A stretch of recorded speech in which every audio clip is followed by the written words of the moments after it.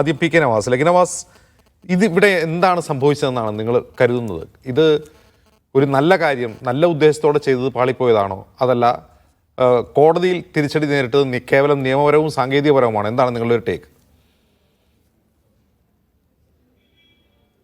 അല്ല, ഞങ്ങൾ മനസ്സിലാക്കുന്നത് അവധാനതകളില്ലാതെ ഒരു സർക്കാർ എടുത്ത എടുത്തുചാട്ടത്തിൽ 70,000-ലധികം വരുന്ന വിദ്യാർത്ഥികൾ പ്രയാസം അനുഭവിക്കുന്നു എന്നതാണ് ഒറ്റ വാക്കിൽ പറഞ്ഞാൽ ഈ പ്രശ്നം ഉണ്ടായിട്ടുള്ളത്.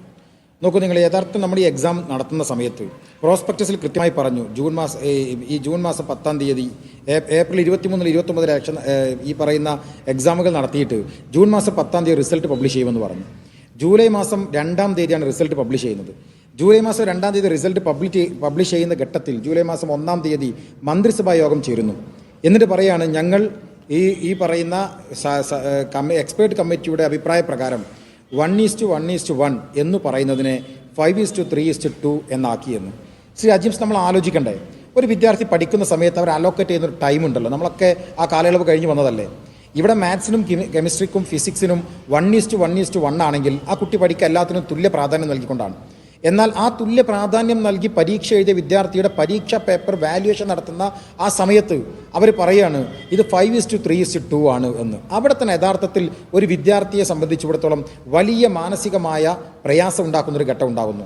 ഞങ്ങൾ ചോദിക്കുന്ന ഒരു ചോദ്യമുണ്ട്, ന്യായമായും കഴിഞ്ഞ 2 ദിവസം നമ്മൾ ചോദിക്കുന്ന ചോദ്യമുണ്ട്, എവിടുന്നാണ് ഈ 5:3:2 വന്നത്? ആരാണിത് സജസ്റ്റ് ചെയ്തത്? ബഹുമാനപ്പെട്ട മന്ത്രി, ഗവൺമെൻറ് കോടതിയിൽ പറഞ്ഞത് എക്സ്പേർട്ട് കമ്മിറ്റിയുടെ സജഷൻ പ്രകാരമാണ് ഞങ്ങളത് ചെയ്തത് എന്നാണ്. മന്ത്രിസഭയിൽ വന്ന എക്സ്പേർട്ട് കമ്മിറ്റിയുടെ റിപ്പോർട്ട് പുറത്തു വന്നു. ആ റിപ്പോർട്ടിൽ നമ്മളെവിടെയും ഇങ്ങനെ ഒരു സജഷൻ കാണുന്നില്ല. 4 ഫോർമുലകൾ അവർ പറയുന്നുണ്ട്. ആ 4 ഫോർമുലകളിൽ 3 ഫോർമുലകൾ എന്ന് പറയുന്നത് പല കാരണങ്ങളാൽ ഉപയോഗിക്കാൻ കഴിയാത്തതാണ്, സക്സസ് അല്ല എന്ന് പറയുന്നുണ്ട്. എന്നിട്ട് 4ാമത്തെ ഫോർമുല അത് ഞങ്ങൾ നടത്തിയിട്ടുള്ള സാമ്പിൾ സ്റ്റഡിയിൽ അത് ഓക്കെയാണ് എന്ന് മാത്രമല്ല, ഞങ്ങൾ വളരെ കുറഞ്ഞ സാമ്പിൾ സ്റ്റഡി മാത്രമേ നടത്തിയുള്ളൂ, ഇനിയും സാമ്പിൾ സ്റ്റഡി നടത്തിയിട്ട് വേണം അത് ഉറപ്പിക്കാൻ എന്ന് ഗൗരവമായൊരു നിർദ്ദേശമാണ് യഥാർത്ഥത്തിൽ എക്സ്പേർട്ട് കമ്മിറ്റി വെച്ചിട്ടുള്ളത് എന്നാണ് കമ്മിറ്റിയുടെ റിപ്പോർട്ട് വായിക്കുമ്പോൾ നമുക്ക് മനസ്സിലാകുന്നത്. അപ്പോൾ അത്ര ഗൗരവത്തിൽ എക്സ്പേർട്ട് കമ്മിറ്റി മുന്നോട്ട് വെച്ച ഒരു കാര്യത്തിൽ നിന്ന് പിന്നെ അതിനെയും മറികടന്ന് സൂപ്പർ പവർ ആരാണ് ഉപയോഗിച്ചത്? എവിടെ നിന്നാണത് വന്നത്? ഈ ചോദ്യത്തിന് ഇതുവരെ ഗവൺമെൻറ്റോ ഉത്തരവാദിത്തപ്പെട്ട മന്ത്രിയോ വകുപ്പുകളോ മറുപടി പറഞ്ഞിട്ടില്ല. ഇന്നും വിദ്യാഭ്യാസ മന്ത്രി പറയുന്ന കാര്യം എന്താണ്? സർക്കാരിനൊരു തെറ്റും പറ്റിയിട്ടില്ല, ഞങ്ങൾക്കൊരു പ്രശ്നം ഉണ്ടായിട്ടില്ല, ഞങ്ങൾ കാരണമല്ല ഈ പ്രശ്നം ഉണ്ടായത് എന്നാണ്. എങ്കിൽ ഞങ്ങൾ ചോദിക്കുന്ന ഒരു ചോദ്യമുണ്ട്, റിസൾട്ട് പ്രഖ്യാപിക്കാൻ വേണ്ടി പ്രോസ്പെക്ടസിൽ പറഞ്ഞ കൃത്യസമയത്തിനേക്കാൾ 1.5 മാസം വൈകിയാണ് റിസൾട്ട് പ്രഖ്യാപിച്ചത്. അതിന് ഉത്തരവാദിത്തം ആരാണ്? ഈ പാവപ്പെട്ട വിദ്യാർത്ഥികളാണോ? അവരാണോ അതിൽ പ്രതിസ്ഥാനത്ത് നിൽക്കേണ്ടത്? അതോ ഈ ഭരിക്കുന്ന സിസ്റ്റമാണോ, ഗവൺമെൻറ് ആണോ അതിൽ പ്രതിസ്ഥാനത്ത് വരിക? 2012 മുതൽ 2025 വരെയുള്ള ഈ പ്രശ്നത്തിൽ നമ്മൾ ഈ 50-50 എന്ന് പറയുന്ന റേഷ്യോയിൽ നമ്മൾ ബോർഡ് എക്സാമിൻ്റെയും അതുപോലെ തന്നെ എൻട്രൻസ് എക്സാമിൻ്റെയും കാൽക്കുലേഷൻ നടത്തിക്കൊണ്ട് Z-സ്കോർ വഴി നമ്മൾ കണ്ടെത്തുന്ന ഈ പ്രോസസ്സ് അത് 2021 മുതൽ ഏതൊരാവശ്യത്തിന് വേണ്ടിയിട്ടാണോ നമ്മൾ ഈ പദ്ധതി കൊണ്ടുവന്നത്, ഈ ഫോർമുല കൊണ്ടുവന്നത്, അത് കേരളത്തിലെ ബോർഡ് എക്സാം എഴുതുന്ന വിദ്യാർത്ഥികൾ കുറച്ചുകൂടി അഡ്വാൻറ്റേജ് ആകാൻ വേണ്ടിയിട്ടാണ് എന്ന രൂപത്തിൽ കൊണ്ടുവന്ന ഈ ഫോർമുല 2021 മുതൽ അത് വിപരീത ഫലം ഉണ്ടാക്കുന്നു എന്ന് ബോധ്യപ്പെടുമ്പോൾ 2021-ലും 22-ലും 23-ലും 24-ലും മാറ്റം വരുത്താതെ 2025 ഏപ്രിൽ മാസം 9-ാം തീയതി 460/2025 എന്ന് പറയുന്ന ജിയോ ഓർഡറിലൂടെ ഈ പറയുന്ന സ്റ്റാൻഡർഡൈസേഷൻ റിവ്യൂ കമ്മിറ്റി കോൺസ്റ്റിറ്റ്യൂട്ട് ചെയ്യുമ്പോൾ ഈ 4 വർഷവും അതുമായി ബന്ധപ്പെട്ട ചർച്ചകൾ നടത്താതെ ഈ പറയുന്ന ഇതിന് വിപരീത ഫലം ഉണ്ടാകുമ്പോൾ അതിൽ ഏതെങ്കിലും തരത്തിൽ മാറ്റങ്ങൾ വരുത്താതെ ഇത് കൊണ്ടുപോയതിന് ഉത്തരവാദിത്വം ഈ പാവപ്പെട്ട വിദ്യാർത്ഥികളാണോ? അതൊരു പ്രധാനപ്പെട്ട ചോദ്യമല്ലേ. ഇനി ജൂലൈ മാസം 2-ാം തീയതി ഞാൻ നേരത്തെ പറഞ്ഞ ഈ 1:1:1 ഉള്ളത് 5:3:2 ആക്കുമ്പോൾ ഈ ആശങ്ക വിദ്യാർത്ഥികൾ ഉണ്ടാക്കിയത് അത് പാവപ്പെട്ട വിദ്യാർത്ഥി സമൂഹമാണോ, അതോ ഇവിടുത്തെ ഭരണകൂടമാണോ, ഗവൺമെൻറ് ആണോ, മന്ത്രിയാണോ? ഇനി അതുമാത്രമല്ല, കോടതിയിലേക്ക് ചെല്ലുമ്പോൾ കോടതി ഇപ്പോൾ ഈ സിസ്റ്റത്തെ തള്ളാൻ പറഞ്ഞ ഏറ്റവും പ്രധാനപ്പെട്ട കാരണം എന്താണ്? കളി തുടങ്ങിയ ശേഷം കളി നിയമങ്ങൾ മാറ്റുന്നു, അതാണല്ലോ കോടതി പറഞ്ഞത്. എന്ന് വെച്ചാൽ എക്സാമുകൾ കഴിഞ്ഞ ശേഷം അതിൻ്റെ വാല്യുവേഷൻ ഫോർമുലകൾ പുതുതായി ഉണ്ടാക്കുന്നു, അതിൻ്റെ പേരിൽ കോടതി ഇത് മാറ്റുന്നു. ഇന്ന് പാവപ്പെട്ട വിദ്യാർത്ഥികൾ പറഞ്ഞൊരു കാര്യമുണ്ട്, ഞങ്ങൾ സുപ്രീം കോടതിയിൽ പോവുകയാണ്. അജിം, സുപ്രീം കോടതി പോയാലും ഇതിനെങ്ങനെ പരിഹാരം ഉണ്ടാവും? റിവ്യൂ കമ്മിറ്റിയുടെ റിപ്പോർട്ടിൻ്റെ അടിസ്ഥാനത്തിൽ, അതിൻ്റെ സജഷൻ്റെ അടിസ്ഥാനത്തിലാണ് ഞങ്ങളിത് ചെയ്തത് എന്ന് ഗവൺമെൻറ് പറയുമ്പോൾ ആ റിപ്പോർട്ട് കോടതി വരുത്തിക്കുമ്പോൾ ആ റിപ്പോർട്ട് വായിച്ച ഉടനെ ഈ പറയുന്ന സർക്കാരിൻ്റെ അപ്പീൽ തള്ളുന്നൊരു സാഹചര്യം ഉണ്ടാകുന്നു. എന്ന് വെച്ചാൽ റിപ്പോർട്ട് ഈ പറയുന്ന ഈ 5:3:2 ഇല്ല, നമുക്ക് അപ്പോൾ പിന്നെ എന്തിനാണ് ആ എക്സ്പെർട്ട് കമ്മിറ്റിയുടെ റിപ്പോർട്ടിൽ ഏതെങ്കിലും തരത്തിലുള്ള പരിഷ്കരണം അവർ നിർദ്ദേശിക്കുന്നുണ്ടോ? അവർ അതിൽ കൺക്ലൂസീവായ ഒരു കാര്യം പറയുന്നുണ്ടോ? കേൾക്കുന്നില്ല. കൺക്ലൂസീവായി അവർ ഏതെങ്കിലും തരത്തിലുള്ള ഒരു ഫോർമുല മുന്നോട്ട് വെക്കുകയും അത് നടപ്പാക്കാൻ ആവശ്യപ്പെടുകയും ചെയ്യുന്നുണ്ടോ എക്സ്പെർട്ട് കമ്മിറ്റി?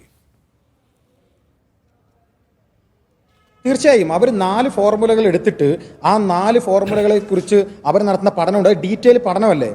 നമ്മൾ നോക്കൂ, നിങ്ങൾ അതിന് നേതൃത്വം കൊടുക്കുന്ന doctor Arun S Nair IAS, അതോടൊപ്പം തന്നെ ഫോർമർ കുസാറ്റ് VC, ഗോഖ്പൂർ IIT-യിലെ പ്രൊഫസർ അടങ്ങുന്ന ഒരു 5-6 അംഗങ്ങൾ അടങ്ങുന്ന കേരളത്തിലെ ഇന്ത്യയിലെ മികച്ചൊരു അക്കാദമിക് സമൂഹം, അക്കാദമിക് വ്യക്തിത്വങ്ങൾ, അവർ അതിനെക്കുറിച്ച് പഠിച്ചിട്ട് അവർ 2-3 മീറ്റിങ്ങുകൾ ചേർന്നിട്ട് അവർ പറയുകയാണ് 1623 സാമ്പിൾ സ്റ്റഡി അവരെടുത്തു.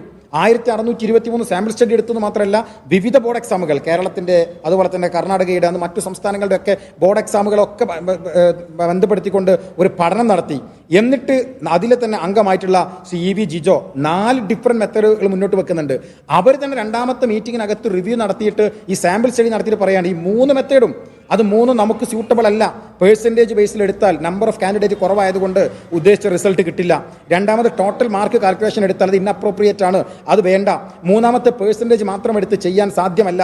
പിന്നെ എന്താണ്, 4ാമത്തെ സ്റ്റഡിയിൽ സ്റ്റേറ്റ് സിലബസിൽ പഠിക്കുന്ന വിദ്യാർത്ഥികൾക്ക് ഒരു ചെറിയ അഡ്വാൻറ്റേജ് സാധ്യമാണ്. അതിനെക്കുറിച്ച് ഞങ്ങൾ സാമ്പിൾ സ്റ്റഡി നടത്തി. ആ സാമ്പിൾ സ്റ്റഡിയിൽ 4ാമത്തെ മെത്തേഡാണ് കുറച്ചുകൂടി അഡ്വാൻറ്റേജ് ആയിട്ടുള്ളത്. അതുതന്നെ പൂർണ്ണമാണെന്ന് പറയാനായിട്ടില്ല. ഇനി കൂടുതൽ സാമ്പിൾ സ്റ്റഡി കൂടി നടത്തേണ്ടതുണ്ട്.